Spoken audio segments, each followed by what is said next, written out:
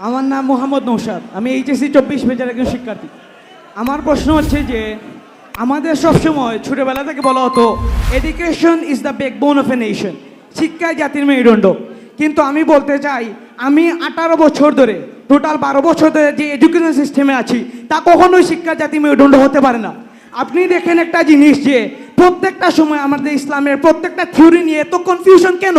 কারণ এই যে 12 বছর ধরে আমি পড়তেছি, 25টা সূরা আমার মুখস্থ নেই, 25 জন নবীর নাম আমি বলতে পারবো না, 25টা হাদিস আমি শুদ্ধভাবে বলতে পারবো না। এটা কারণ কি?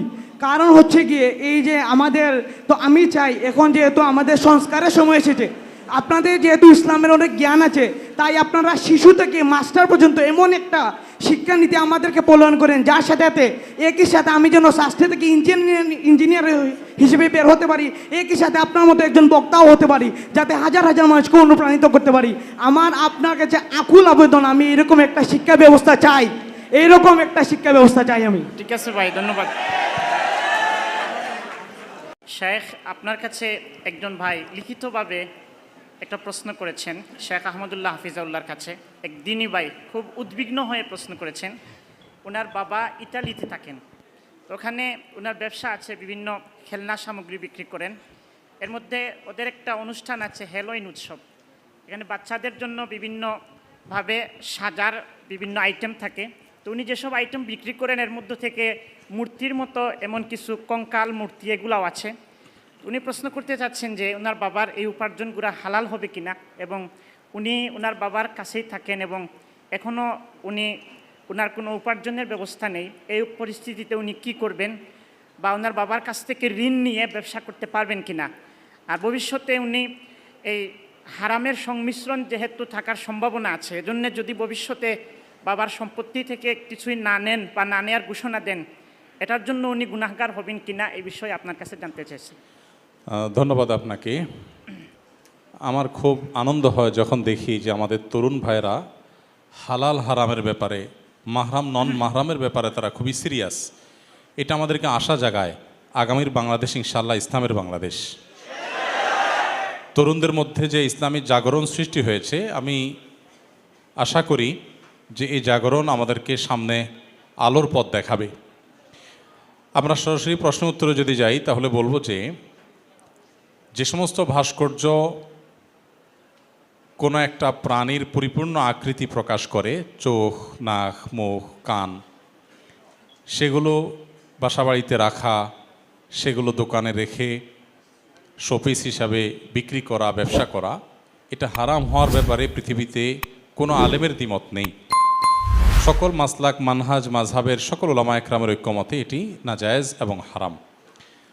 যার কারণে আপনার বাবার কর্তব্য হবে তার ব্যবসায় এই আইটেমটা যেন না রাখেন। তার জন্য তাকে আপনি বোঝান, আল্লাহর ভয় তাকে দেন, অন্যদেরকে দিয়ে আপনি বোঝান এবং তার জন্য দোয়া করেন। তবে এখানে মনে রাখতে হবে যে একটা দোকানে অনেক আইটেম আছে, তার ভিতরে এটা একটা আইটেম। এর মানে এই না যে দোকানের সমস্ত উপার্জন হারাম হয়ে গেল। এই হারাম পণ্যটি যে পরিমাণ থাকবে, এর যতটুকু প্রফিট হবে ঠিক ততটুকু হারাম হবে, বাকি সবগুলো হারাম হয়ে যাবে না। তাহলে হালাল এবং হারাম যদি মিশ্রিত থাকে, তাকওয়ার দাবি হলো সেই উপার্জন অ্যাভয়েড করা। আপনি যেহেতু তার উপরে ডিপেন্ডেন্ট, আপনার নিজস্ব কোনো উপার্জন না থাকলে ইনশাআল্লাহ এখান থেকে আপনি আপনার প্রয়োজন মতো ভরণ পোষণ গ্রহণ করতে পারবেন।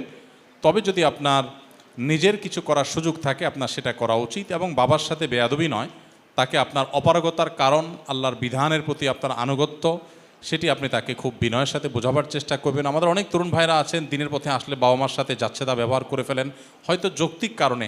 মনে রাখবেন, বাবা মা তারা এমন ব্যক্তিত্ব, যৌক্তিক কারণেও তাদের সাথে রূঢ় আচরণ করবার কোনো অনুমতি নেই। তারা যদি আমাদেরকে কুফরি করতেও নির্দেশ করেন, তাও আল্লাহ তাআলার নির্দেশনা হলো ফালা তুতি'হুমা, তাদের সেই কথা শুনবে না, তবে ওয়াসাহিবহুমা ফিদ দুনিয়া মা'রুফা, সুন্দরভাবে তাদের সাথে আমাদের বসবাস করতে হবে। অতএব বাবার সাথে দুর্ব্যবহার করবেন না।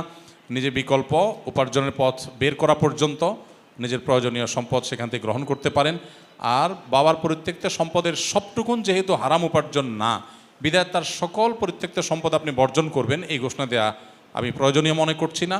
আনুপাতিক হারে যতটুকু হারাম আপনি ততটুকু বর্জন করলেন, বা নিলেও সেটা সওয়াবের নিয়ত করা ছাড়া দান করে দিলেন, এটা আপনি করতে পারেন। তবে আপনার চেষ্টা করা উচিত বাবাকে হেদায়েতের পথে আনার জন্য, নিজে বোঝানো, অন্যদেরকে দিয়ে বোঝানো, আল্লাহর কাছে চোখের পানি ফেলে দোয়া করা।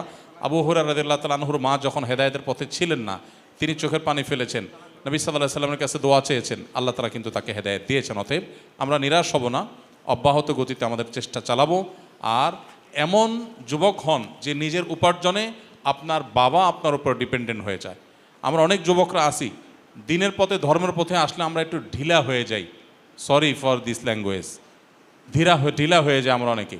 হুজুর হওয়ার আগে ছেলে অনেক স্মার্ট ছিল, হুজুর হওয়ার পরে এখন ঘুম থেকে উঠে না, কাপড় চোপড় ময়লা থাকে, আশেপাশে অন্যান্য ফ্যামিলির লোকজন নেগেটিভ মন্তব্য করে যে এই ধার্মিক হলে বোধহয় এরকম হয়ে যায়।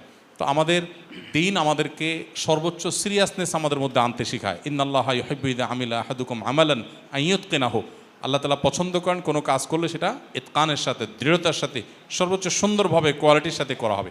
আরেক ভাই মেডিকেল স্টুডেন্ট একটা প্রশ্ন করছেন শায়েখের কাছে যে মেডিকেলে বেশিরভাগ মেয়েরা লেখাপড়া করে, তাদের সাথে পর্দা রক্ষা করা কঠিন হয়ে যায়, বিশেষ করে ভাইবা পরীক্ষা দেওয়ার সময় ম্যামের সাথে আই কন্ট্যাক্ট মেনটেন না করলে ম্যাম রাগ করেন, এক্ষেত্রে আমার করণীয় কি?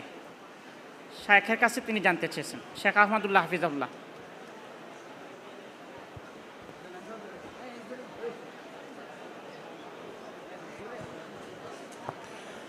ভাই, খুবই জটিল প্রশ্ন। জটিল এই অর্থে না যে এটার উত্তর আমরা জানি না, উত্তর সবারই জানা, কিন্তু ওয়াদাকাত আলাইনাল আরদু বিমা রহবাত, ইমানদারদের জন্য পৃথিবী বড় বেশি সংকীর্ণ হয়ে আসছে। আমরা মুদি দোকান করতে যাব, বিড়ি সিগারেট বিক্রি করলে শরীয়তের সেখানে বিধিনিষেধ আছে।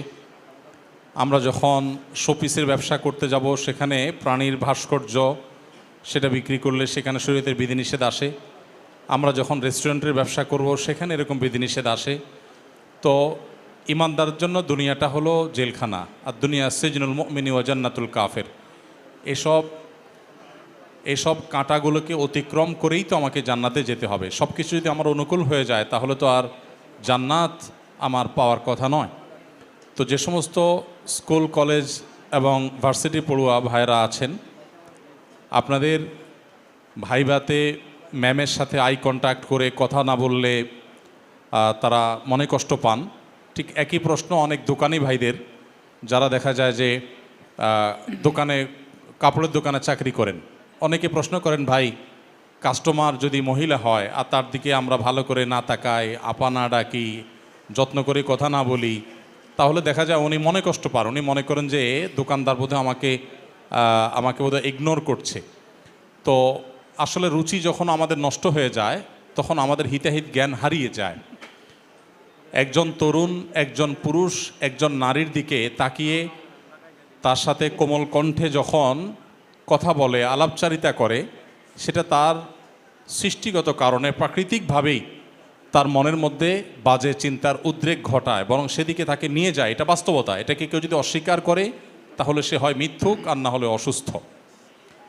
অতএব এই বাস্তবতাকে আমরা কেউই অস্বীকার করতে পারবো না। এই জন্য আমি সবসময় বলার চেষ্টা করি যে দোকানদার হিসাবে আপনি আপনার কাস্টমারের দিকে যদি না তাকিয়ে আপনার নজরকে হেফাজত করে তাকে মাল দেখান, এবং আপনি তার প্রতি আন্তরিকতার সর্বোচ্চটুকু চেষ্টা করেন জাহির করবার, যে কোনটা তার জন্য ভালো হবে, কোনটা ভালো হবে না, পরামর্শ দেন, আন্তরিকতা দেখান, যেটা দেখে তিনি নিশ্চিত হবেন যে আপনি আসলে তাকে অবজ্ঞা করছেন তা না, আপনি দিনই কারণে তার দিকে তাকাচ্ছেন না। এটা বোঝানোর জন্য আপনি যদি তাকে সেভাবে সিরিয়াসনেস অন্য 10 জন কাস্টমার চাইতে এখানে একটু বেশি দেখান, আমার মনে হয় সেটাতে কিছুটা ওভারকাম হতে পারে। যদি তারপরও দেখেন যে না, এই আল্লাহর বান্দি এতটাই বেবুজ অথবা তার দিনী চেতনা এতটাই কম যে না, আপনি তার দিকে তাকাচ্ছেন না দেখে সে মনে করছে অবজ্ঞাই করছেন, তাহলে এই রকম কাস্টমার থেকে আল্লাহর কাছে পানা চাইবেন। আল্লাহ তাআলা না খাইয়ে মেরে ফেলবেন না ইনশাআল্লাহ। আমার কাছে এমন এমন নজির আছে, 6 ফিগারের স্যালারি পাইতো, এখন 15,000 20,000 টাকা একটা ইসলামিক স্কুলে সায়েন্স পড়ান, এরকম টিচার একজন না একাধিক আমি চিনি ব্যক্তিগতভাবে। আল্লাহর জন্য তারা স্যাক্রিফাইস করেছেন। জান্নাতটাকে এত সহজে ভাই, আপনার যদি চাকরি চলে যায় যাবে, কিন্তু আমি হারামের সাথে কম্প্রোমাইজ করব না, এই মানসিকতা, এই দৃঢ়তা আমাদের মধ্যে থাকতে হবে। হেকমতের নামে বা ছাড়ের নামে হারামের সাথে কম্প্রোমাইজ করবার কোনো সুযোগ নেই, মনে রাখবেন। স্কুল, কলেজ বা বিশ্ববিদ্যালয়ে ম্যামের সাথে একই কথা প্রযোজ্য। আপনি বিনয়ের সাথে আপনার অপারগতা প্রকাশ করবেন, তারপরে যদি আপনাকে ফেল করায় দেয়, নাম্বার কম দেয়, দিবে, এতে আপনি মরে যাবেন না। আপনার আদর্শিক জায়গাটা আপনাকে শক্তভাবে ধরে রাখার চেষ্টা করা উচিত। কিন্তু এক্ষেত্রেও ম্যাম যাতে কোনোভাবে ভুল না বুঝেন, আপনি আপনার জায়গা থেকে বিনয়ের সাথে চেষ্টা করবেন। এই জন্যই তো শরীয়তের এই বিধিবিধানগুলো মেনে প্রতিকূল পরিবেশে জ্ঞান অর্জন করা খুবই কঠিন, কিন্তু সেই কাজটা আমাদের নানা কারণে করতে হয়। তো খোলাসা কথা হলো যে আপনি আপনার হারামের সাথে কোনো প্রকার কম্প্রোমাইজ করতে যাবেন না, নিজের সাধ্যের সবটুকুন দিয়ে চেষ্টা করবেন যে আপনার অপারগতাটা বোঝাবার। গত কিছুদিন বলতে বোধহয় বছর দেড় দুই আগে একটা ঘটনা বেশ ব্যাপক আলোচিত হয়েছিল। এক ভদ্রলোক তার স্ত্রীর কথা বলছিলেন যে কোনো একটা ব্যাংকে চাকরি করেন, তো সেখানে কোনো একজন ইয়াং যিনি বিদেশে পড়ালেখা করতে যাবেন, ব্যাংকে টাকা জমা করতে আসছেন বা কিছু একটা, তো এই ভদ্রমহিলার সাথে পুরো সময় জুড়ে লেনদেন করেছেন, উনি তাকান নাই, উনি ক্লায়েন্ট। তো ভদ্রমহিলা খুব মাইন্ড করেছেন, তার স্বামীকে বলেছেন, স্বামী আবার সেটা সোশ্যাল মিডিয়াতে লিখেছেন, ব্যাপক আলোচনা হয়েছে। এবং তিনি উল্লেখ করেছেন যে যেই যুবক তার এখানে একটা মহিলার দিকে তাকিয়ে কথা বললে তার ইমান দুর্বল হয়ে যাবে আর তাকওয়া দুর্বল হবে এটা মনে করে, সে বাইরে যায় কী জ্ঞান অর্জন করবে? আপনি চিন্তা করেন রুচির দুর্ভিক্ষ কোন পর্যায়ে গেলে নিজের বউয়ের দিকে একটা ইয়াং ভালো করে তাকাই না দেখে তিনি মাইন্ড করেছেন। রুচি যখন নষ্ট হয়ে যায় তখন মিষ্টি বরং তিতা লাগে। তো ঠিক এই অবস্থা আমাদের সমাজে এখন বিরাজ করছে। তবে আলহামদুলিল্লাহ আশার বিষয় হলো এই সমাজের ব্যাপকভাবে মানুষ হালাল হারাম এবং পর্দাপোশীদের ব্যাপারে সিরিয়াস হয়েছে। আমি অনেক ভাইকে দেখেছি, অনেক বোনকে দেখেছি যে তারা ইউনিভার্সিটির টিচার ছিলেন, মহিলা মানুষ, দিনের বুঝ এসেছে, পর্দার সাথে তিনি তার কাজ করতে পারবেন না, তিনি ছেড়ে দিয়েছেন, তিনি নদীতে ডুবে যান নাই, আমি মনে করি তিনি আকাশে উঠেছেন ইনশাআল্লাহ।